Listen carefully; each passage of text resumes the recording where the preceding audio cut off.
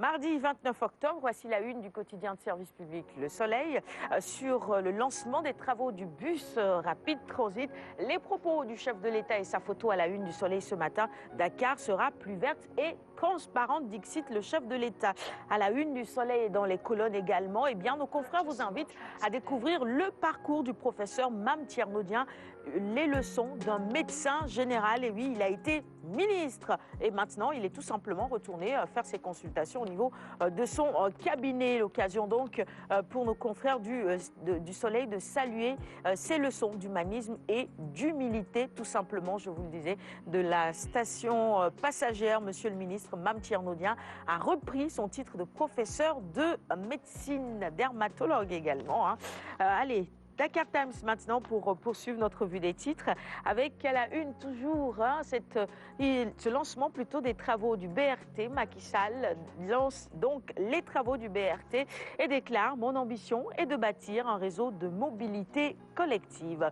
Nous poursuivons avec la une du quotidien Le Quotidien avec un tout autre sujet. Ce sont les sorties récurrentes contre le régime. Macky libère Diakhaté et ses propos sont repris à la une du quotidien ce matin. Il dit justement: je remercie le président de la République d'avoir mis fin à mes fonctions de ministre conseiller et de m'avoir associé à ses actions au sein de l'APR. Enquête maintenant avec à la une cette photo de Moustapha Diakhaté, toujours l'électron libre. C'est comme ça que l'enquête qualifie Moustapha Diakhaté, autant pour moi, ce matin. Limogé hier de son poste de ministre conseiller à la présidence, il n'a pas survécu à la bravade de se prononcer sur le troisième mandat et ses propos évidemment sont à lire en intégralité dans l'enquête du jour. Et le sujet revient à la une de 24 heures également. Polémique donc autour d'un supposé troisième mandat du président Sall. Diakhaté jeté, peut-on lire à la une de 24 heures. Les Échos maintenant, quotidien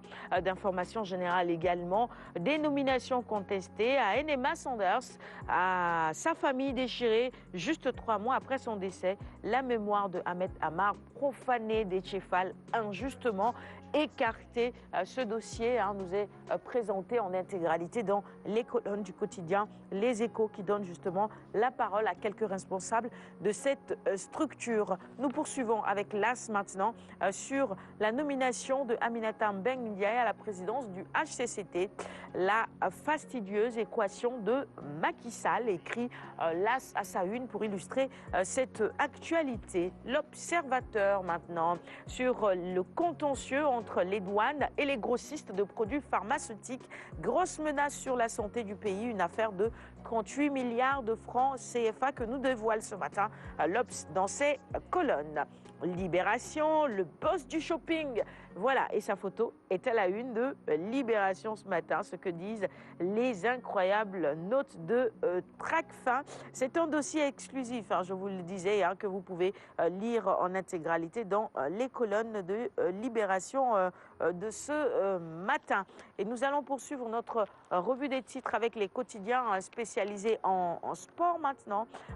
Oui, vous l'avez probablement reconnu, il s'agit de Massata Diakhaté et on passe à Stade maintenant avec le Ballon d'Or africain 2019. Sadio écrase la concurrence, 6e meilleur artificier d'Europe en 2019. Le Lion efficace, plus efficace que Mahrez, Salah et Aubameyang. Et puis Cannes 2021, liste contre le Congo et les Swatini. Cissé face à la presse donc ce jeudi pour donner sa liste. Record. On y va, quotidien spécialisé en sport également, Sénégal-Congo. La liste des Lions sera connue ce jeudi. Pas de comeback pour Papis, en tout cas. Ça, nos confrères peuvent déjà nous le dire. Et puis, Crépin Diatta qui affiche également ses ambitions ce matin à la une et dans les colonnes de Record. Il veut conquérir l'Afrique en 2021. On termine avec Sounulor. Khadim Gadiaga menace Biram Ying. Le combat de Modlo ne se tiendra pas s'il ne respecte peut-être pas ses engagements. Qu'il respecte l'écurie, dit-il. Le roi aussi sera convoqué. Et c'est tout pour la revue des titres de ce matin. Merci à tous de l'avoir suivi. On va offrir les quotidiens à notre invitée, Madame Kandji. C'est pour vous. C'est une tradition désormais à Kinkeliba. Voilà, un cadeau très tôt le matin. de la lecture. Et ça, ce sera aussi le plaidoyer de Khady tout à l'heure dans la rubrique littérature. Il faut lire davantage. Bonne journée à Monsieur Moussa Doucouré, parmi nos internautes qui nous regardent ce matin. Hassan Djiboka, depuis la Côte d'Ivoire, toujours fidèle au rendez-vous et qui envoie un coucou particulier à Massamba. Justement, on va poursuivre le magazine avec la chronique de Massamba, éducation.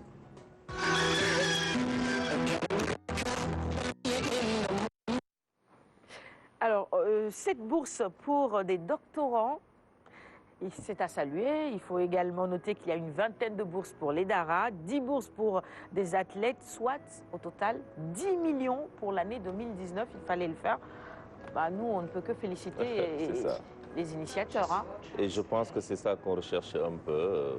Moi, je reste toujours convaincu, avec peut-être beaucoup d'autres, que l'éducation ne peut pas être financée systématiquement par l'État. Donc il faudrait qu'il y ait des fondations, il faudrait qu'il y ait des aides, il faut qu'il y ait des appuis, il faut qu'il y ait des mécènes, il faut qu'il y ait des bonnes volontés. Je pense que quand on parle de la fondation Kéba Mbaye, aussitôt on pense à l'amour, aux études, également aussi l'excellence, parce qu'on a connu l'avocat très excellent, en tout cas qui a marqué le monde judiciaire, politico-judiciaire. Voilà. Donc